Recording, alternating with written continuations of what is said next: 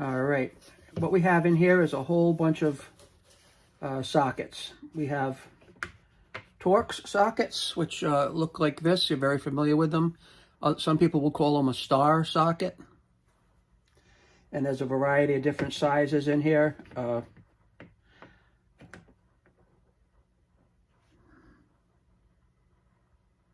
That one happens to be a Torx 55. All right.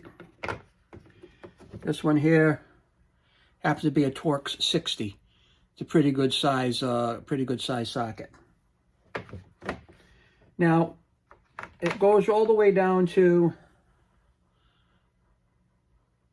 I can't tell what that is. It might be it's a Torx 3, size 3.